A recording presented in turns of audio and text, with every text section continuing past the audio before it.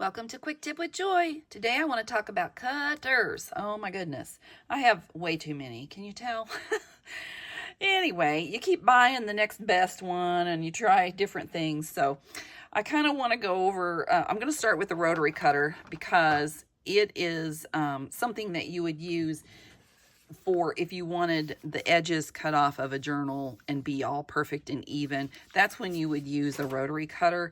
This one is an Olfa, O-L-F-A, I don't know if I say that right, but the blades unscrew and come off, and it has a lock on it so it stays in the safety position, or when you're using it, you'll lock it back in place, and then that way it stays on for you. You would want to use a self-healing mat, and you also, oops, I forgot to get this out. You also would want to use a beveled type of blade. This one's thicker on this side, thinner on this side. So when you lay it on your project, it kind of helps protect your fingers. You know, when you're pushing down, you'd hold it down, and that way the blade would go along the edge and cut those off. But that is one type of blade, and I always wondered how people got those perfect edges. Well, this is the way. They did not do it by a cutter. All right, let's go through them. This one is a hefty doodle, and I just wanted a little tiny one on my desk. Actually, just, you know, a little small one on my desk. The only thing I don't like about this one is it has the place where the blade actually comes out. It gets to a certain point. My thumb's a little sore, so I can't take it out. But it gets to a certain place, and you lift it up to get the blade out to replace the blade. But I like it because it's really small and handy for those small, tiny projects.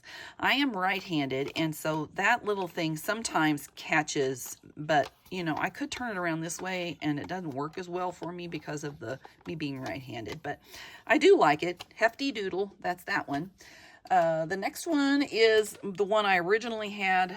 Well, not original, but anyway, my daughter had this and she was putting it in the garage sale, and I thought it was right when I started crafting, doing junk journaling, and I thought, you're throwing that away? No way, I'm taking it. Well, it has, you know, it goes up to what? I don't even know, 12 inches, a little over 12 inches, but I have to use my, in order to get these out, I have to like pry it out of there. It's kind of hard to do that. So anyway, it does fold out, and this isn't 100% straight, so I have to use the guides here. It does have other blades in it that come with it. I don't know if it comes with it, actually. I don't want to give you misinformation. But you can buy blades that score as well as cut. And this is not the original blade, but I found one that will fit. So there you go. It has these little pointy arrows on it, which helps you line it up to here. That helped, but I really wanted a better option. So I moved on, and let me move this over here. I moved on to a different kind. I'll get there in a second. This one, I can't remember the name. It's like Circle-O-Dial. It's a Royal brand. But this turns. It has like, it has a scorer, has a dotted line, a wave, all kinds of wavy lines, and a straight line. So all kinds of different lines. It's kind of cheap made. It is, 13 inches. That's kind of handy. The only thing I don't care for is when you're using it, you kind of have to press down on it and go down to cut it, but then you have to take your paper out in order to put it back up. So if it didn't cut right, you're kind of screwed because you can't get it back up there.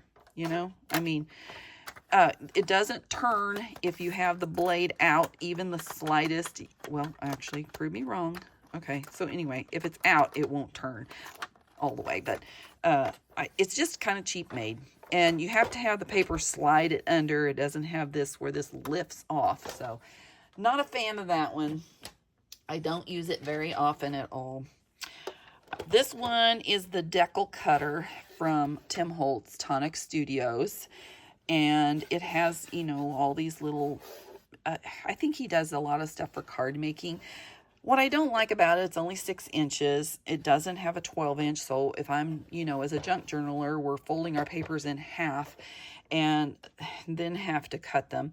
You do have to hold down on this. You do have to, as you're slicing, you push in and down in order to make it work. But it really, I love the decal. If I'm doing a lot of decaling, I do like this.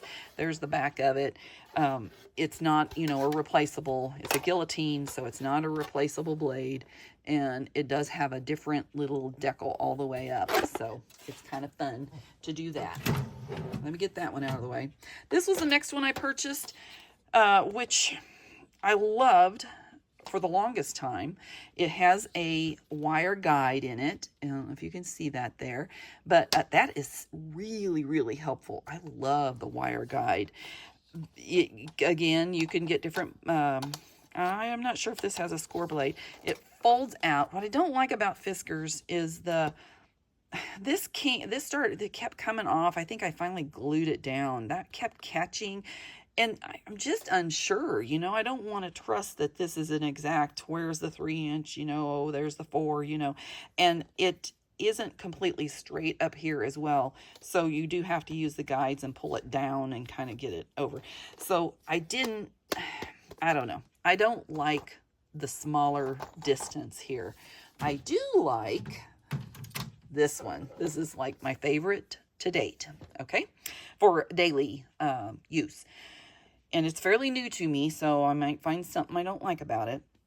It has a lock on it so that this won't come up, but you can unlock it and it'll flip up. Again, it has the wire in it, which is very helpful for lining stuff up. I love that it goes 6 inches here. I'm not sure. It probably goes 12 inches from side to side, and that I love. It does have a guide that comes out, and it's really hard to get it up there and locked in place. If you do want it to go to 15 inches, it will. But again, you're dealing with this. I don't like that. I can't even get it closed. It's really, really, really hard to close it. So it does have grippy things on it that kind of keep keep it sturdy on your you know, surface. But I do love this. You know, you always want to hold down whatever they give you there. All right, this was my original, when I was like 20 years old, I wanted a cutter, and I really had no idea they even made this kind of a cutter. I was really disappointed when I got it for Christmas, you know, from my parents, because I thought that I was getting a guillotine, you know. But this is a rotary cutter. It did serve me very well, and still does. I don't like that you have to slide stuff under it, and, you know, you can't, it's for single pieces of paper, and you do have to press in and press down. And I do like that it's, you know, nice and long, 6 inches. It's probably 12 inches this way. I don't know. It doesn't say, but I do like that. Anyway, and the last one is this one. This is Tim Holtz, I believe, his newest cutter. It's a rotary cutter. You do have to hold down. You do have to press kind of in and down in order to cut. It does cut very, I love the length, the 12, it's probably 12. I don't know, 6 inches. I do love that. It's better for junk journalers when you have that. Excuse my mess over there. I just, you know, whatever. But what I don't, it's great for like cardstock and, heavier. I've lost my mind here. Nothing new there. Anyway, the harder cardboard, bookbinding cardboard type stuff, whatever that's called. The one thing I don't like about it, you need to know your sizes. If you don't know what size you want, and you're just like, you randomly cut a piece and now you want the rest of the pieces to match that piece. I hate that for this. It is so difficult to line up this blade to get it in the right light and to get it perfect so that you can put the next piece in. If you didn't measure it out to begin with, if you measured a 4x6 and that's the way you're making a small journal, then yippee skippy yay, you got it, you're covered. But if you did not and you just take random size, oh my gosh, you can't line that sucker up for nothing. I wish that there was a better, I don't know, it needs a light or something in there, or I don't know. I don't know what it needs, but it was a really pricey little tool these come out. Maybe they do. Oh, they do. See, I didn't even know that comes out. Yes, I did. Anyway, those come out. Those come out. There's 2 of them. The other one's here. But there you go. I don't know. I can't even get it in the camera. It's so big. There you go. So you can do up to 12 inches this way and probably 12 inches that way. And then those will flip down. And they are a lot smoother than, again, I don't, you know, how do you measure? Do you make sure that's perfect? I don't know. It scares me. Anyway, I hope that helps you guys. You do you and figure it out. But all in all, I like this one.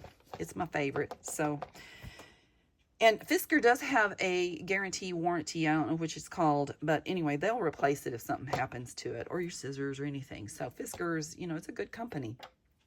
A lot of companies don't give you that warranty or guarantee. So I don't know which it is. You have to look it up for yourself. But anyway, that's it for today. I hope you liked what I shared. And if you do, give me a thumbs up. Share it if you like.